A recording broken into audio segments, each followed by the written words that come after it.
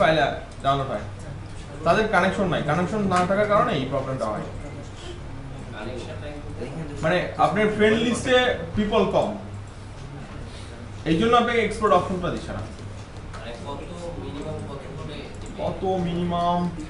দুজন থাকলেও দিচ্ছে, দুজন দিচ্ছে আপনাকে, তাহলে ওনাকে কেন দিবে না?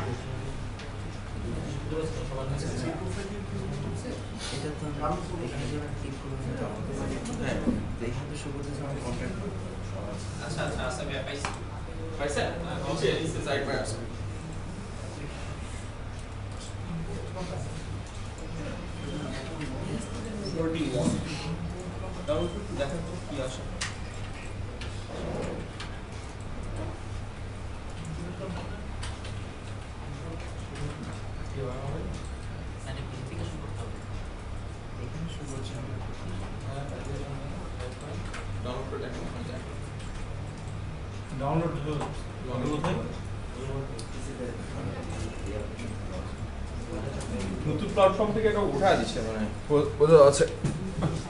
আগে ডিরেক্টলি ডাউনলোড করতে দিত, সাইড বারে এই পাশে ডিরেক্টলি ডাউনলোড করতে দিত।